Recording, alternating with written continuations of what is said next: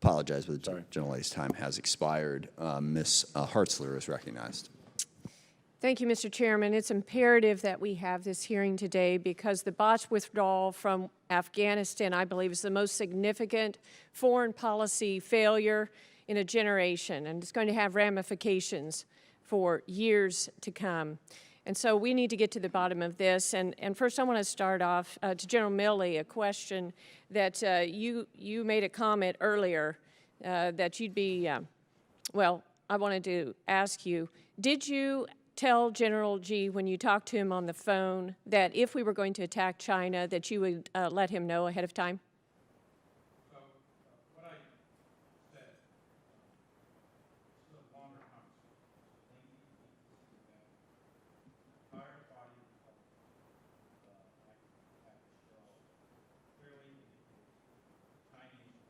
of I'm sorry. Could you get the microphone a little more in front of you there? Make sure it's on. Yes. So, this is a longer conversation. It's a VTC with General Lee. And there's a body of intelligence that leads up to this that was persuasive to Secretary Esper, myself, and many, many others, that the Chinese thought wrongly that the United States was going to attack them. I am certain, guaranteed certain, that President Trump had no intent to attack. And it was my task to make sure I communicated that. And the purpose was to de-escalate, calm things down. You shared all that earlier, I understand. And as part of that, just say, did you or did you not tell him that if we were going to attack, you would let him know? as part of that conversation, I said, General Lee, there's not going to be a war, there's not going to be an attack between great powers. And if there was, the tensions would build up. There'd be calls going back and forth from all kinds of senior officials. I said, hell, General Lee, I'll probably give you a call, but we're not going to attack you. Trust me, we're not going to attack you. These are two great powers, and I am doing my best to transmit the President's intent, President Trump's intent, to ensure that the American people are protected from an incident that could escalate. I understand your intent, but I think you articulating that you would tell him, you would give him a call, I think is worthy of your resignation. I just think that's against our country, that you would give our #1 adversary that information and tell him that. But I'd like to go on to General Austin and ask you a question. According to President Biden, he chose you to serve as his defense secretary primarily because that you oversaw the full withdrawal of U.S. forces in 2011 from Iraq.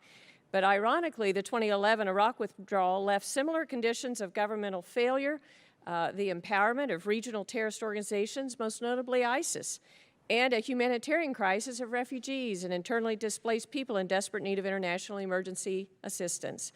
The 2011 U.S. military exit from Iraq was short-lived, with President Obama redeploying U.S. forces into Iraq and Syria in 2014 to defeat the Islamic State.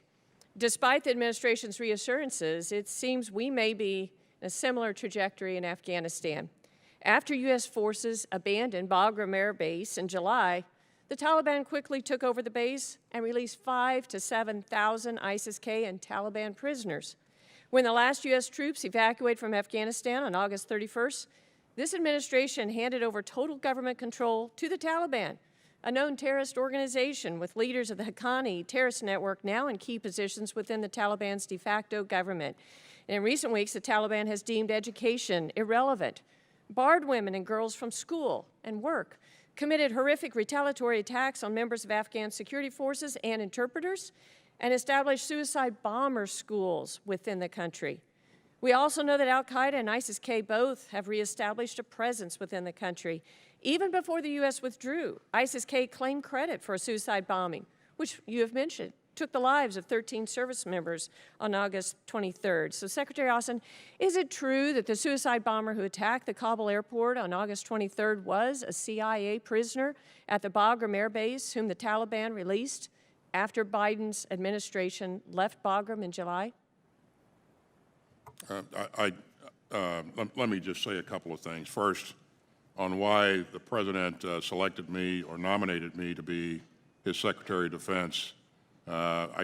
You'd have to certainly go back to the President and ask him specifically why he did that. But it wasn't, I'm sure, solely based upon my oversight of the evacuation of Iraq. But I would point to you that there's a government in Iraq right now that's holding elections. The United States military is in Iraq. I have 4 seconds. Could you answer my question? Was the suicide bomber? Gentlelady's time has expired.